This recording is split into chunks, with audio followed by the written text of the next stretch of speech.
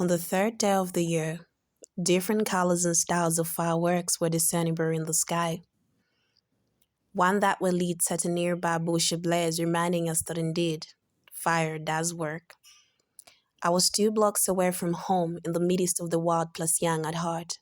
And though I turned a year older on that very day, getting back inside and switching to Neverland is what my mind yearned for. By the 6th, the excitement dwindled, and consequently, I got back to my quotidian life of scrubbing bathroom floors as well as ensuring that everybody in the house practiced hygiene. Phrases like radiant as the morning sun or Killican, the myth of the Maasai people, made me believe the morning is the most beautiful time of the day. Maybe it is, but not the morning of 31st January 2019. The first words I added to my sister sounded odd in my head, as well as the other sentences that followed. I was disquieted by a sense of being trapped in my own body that jumped on board the next day. Confining in my room and staring from dusk till dawn didn't help, as I felt totally absent and disconnected from myself and my surrounding. The once familiar pictures hanging on the walls were alien to my eyes. What is going on? Am I losing my memory? Am I going crazy? Was my soul taken away from earth? Am I dead? Are the questions that ran in my mind all the time, thereby suppressing my usual thinking.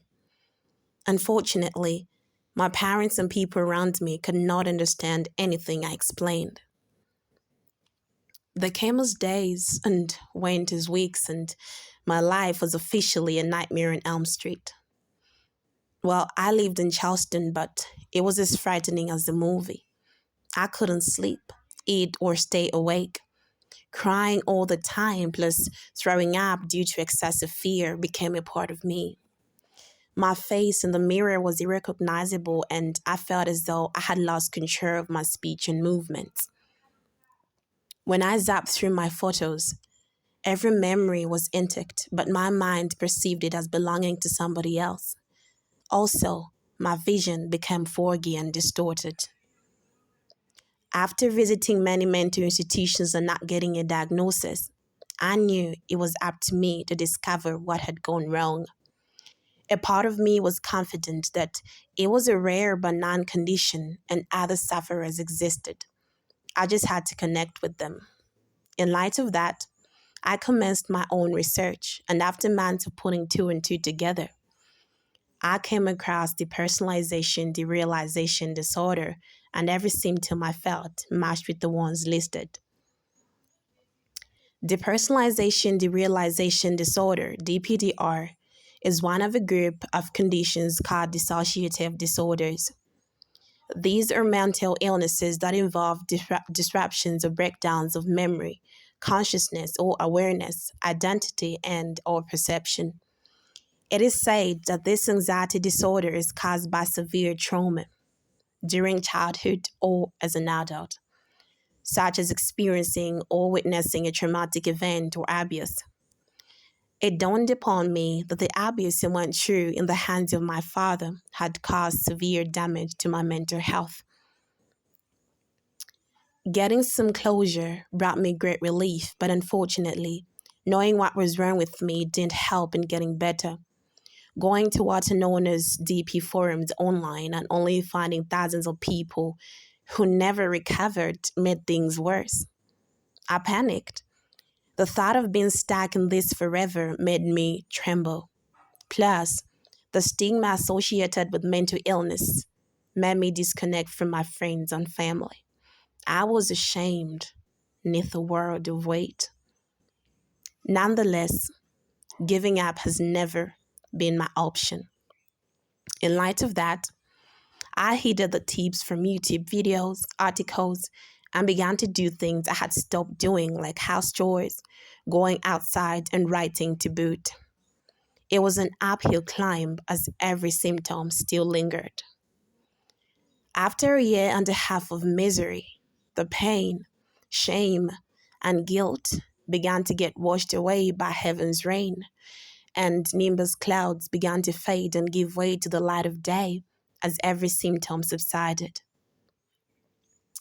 The silver lining is the new version of Natasha is stronger, wiser, and grateful. Grateful for the simple things like a peaceful rest after a long day's work or just recognizing my face in the mirror. Today, 24 months later, DPDR is but a memory. I got my life back 100%. If somebody had told me about this disorder from the beginning, I wouldn't have suffered. What made it harder is figuring it all out on my own. This is why today I use my writing and my voice to spread awareness and to bring hope to the hopeless around the globe. This disorder affects about 1% of the world's population. This is still thousands and thousands of people, and if they're not researchers like me, what is their fate? Mental illness like depersonalization is one of the major causes of suicide.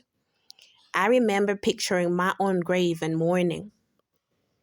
If sufficient awareness is not raised to end the stigma and rescue the sufferers, then the graveyards are yet to get congested.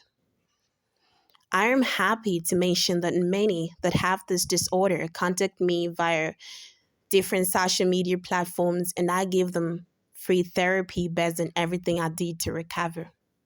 People like Jordan from South Africa, who withdrew from committing suicide after speaking to me, reminds me that my suffering was worthwhile. Today, he graduated as an accountant with a distinction. In this time of the COVID-19 pandemic, many have developed anxiety and depression. It is my prayer that many churches, NGOs, the communities, and individuals rise up and fight mental illness, both online and physically. There are writers, filmmakers, doctors trampled upon by mental illness. Let us team up and bring them out. There is a way out of DPDR. There is a way out of any mental illness. The way out is to help the next person. The way out is to end the stigma. And the way out is to not be ashamed to share your story. My name is Natasha, and this is my story.